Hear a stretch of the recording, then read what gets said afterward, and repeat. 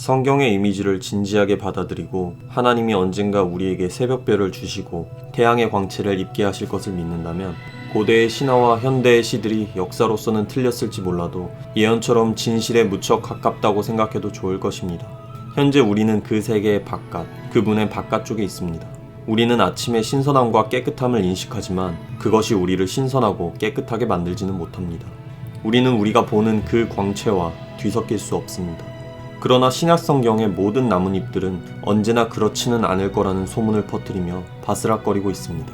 언젠가 하나님이 허락하시면 우리는 안으로 들어갈 것입니다. 인간의 영혼은 무생물이 묵묵히 하나님께 순종하는 만큼 자발적으로 그분께 완전히 순종하게 될 때 자연의 영광을 덧입게 될 것입니다. 아니, 자연이 초벌 스케치 정도로 느껴질 만큼 더 큰 영광을 덧입을 것입니다. 제 말을 자연에 흡수된다는 식의 이교도적 공상으로 생각하시면 안 됩니다. 자연은 필멸의 존재이지만 우리는 자연보다 오래 존재하게 됩니다. 모든 항성과 성운이 사라져버린 후에도 우리 각 사람은 여전히 살아있을 것입니다. 자연은 이미지요, 상징에 불과합니다. 그러나 성경이 추천하는 상징입니다. 우리는 자연을 통해 자연을 넘어 자연이 시원찮게 반영하고 있는 그 광채 속으로 들어오라는 부름을 받습니다. 거기 자연 너머에서 우리는 생명나무의 열매를 먹을 것입니다. 그리스도 안에서 거듭난 사람의 경우 그 영은 직접 하나님을 의지하며 살아갑니다.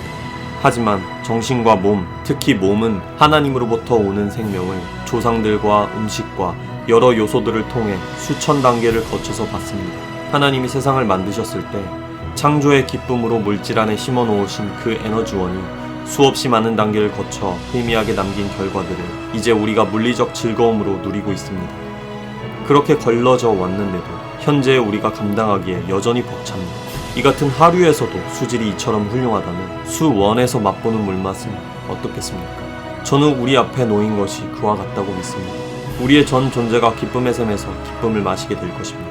어거스틴이 말한 것처럼 구원받은 영혼의 기쁨이 넘쳐 흘러 영광스럽게 변한 몸 안으로 들어갈 것입니다. 현재와 같이 제한되고 타락한 우리의 성향으로는 이 폭포수 같은 기쁨을 상상할 수 없습니다. 분명히 경고하지만 상상하려 들지 마십시오.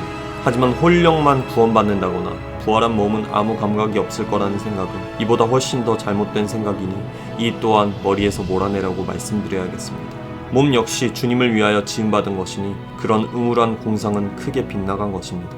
그러나 영광의 면류관 이전에는 십자가가 있고 내일은 또 다른 한 주를 시작해야 합니다. 무자비한 세상의 벽에 틈이 벌어졌고 우리의 위대한 대장께서는 우리에게 그분을 따라 그 틈으로 들어오라고 초청하십니다. 그분을 따르는 일은 너무나 중요합니다. 그렇다면 제가 이제까지 늘어놓은 영광에 관한 추측들이 예수님을 따라 오늘을 사는데 무슨 효용이 있느냐고 물을 수 있을 것입니다. 저는 적어도 한 가지는 생각할 수 있습니다. 각 사람이 장차 자기가 누리게 될 잠재적 영광에 대해 아주 많이 생각하는 일은 가능할지 모릅니다. 그러나 이웃사람의 영광에 대해 꽤 많이 혹은 깊이 생각하기란 거의 불가능합니다. 그러므로 이웃의 영광의 짐, 무게, 부담이 우리 등에 얹혀야 합니다. 그 짐은 너무나 무거워서 겸손해야만 질 수 있습니다.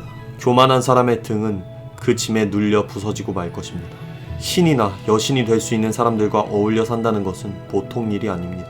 우리가 만나는 더없이 우둔하고 지루한 사람이라도 언젠간 둘 중 하나가 될 것입니다. 미래의 그 모습을 우리가 볼 수 있다면 당장이라도 무릎 꿇고 경배하고 싶어질 존재가 되거나 지금으로선 악몽에서나 만날 만한 소름 끼치고 타락한 존재가 되거나 이 사실을 꼭 기억하고 살아야 합니다. 하루 종일 우리는 서로가 둘 중 한 목적지 쪽으로 다가가도록 어느 정도 돕고 있습니다. 우리는 이 두 가지 엄청난 가능성을 염두에 두고 모든 사람을 대해야 합니다. 서로에게 합당한 경외심과 신중함을 갖고 모든 우정, 사랑, 놀이, 정치 행위에 임해야 합니다. 평범한 사람은 없습니다. 우리가 대화를 나누는 이들은 그저 죽어서 사라질 존재가 아닙니다. 국가, 문화, 예술, 문명과 같은 것들은 언젠간 사라질 것이며 그것들의 수명은 우리 개개인에 비하면 모기의 수명과 다를 바 없습니다. 그러나 우리가 농담을 주고받고 같이 일하고 결혼하고 무시하고 이용해 먹는 사람들은 불멸의 존재들입니다. 불멸에 소름 끼치는 존재가 되거나 영원한 광채가 될 이들입니다. 그렇다고 우리가 언제나 엄숙해야 한다는 뜻은 아닙니다. 우리는 놀 줄 알아야 합니다. 하지만 우리의 유쾌함은 처음부터 서로를 진지하게 받아들이는 사람들이 나누는 유쾌함이어야 합니다. 사실 그래야 가장 유쾌합니다. 경박하거나 우월감을 갖거나 주제넘은 생각을 해서는 안 됩니다. 그리고 우리는 죄인은 사랑하되 죄는 더없이 미워하는 실제적이고 희생적인 사랑을 해야 합니다. 유쾌함을 흉내낸 경박함이나 사랑을 흉내낸 묵인이나 방치는 안 됩니다. 우리의 오감이 경험할 수 있는 가장 거룩한 대상은 성찬의 빵과 포도주이고 그 다음은 우리의 이웃입니다. 그 이웃이 그리스도인이라면 거의 성찬만큼이나 거룩합니다. 그 안에 참으로 숨어 내주하시는 그리스도가 계시기 때문입니다. 그의 안에는 영광스럽게 하시는 분이자 영광을 받으시는 분, 영광 자체께서 참으로 숨어 계십니다.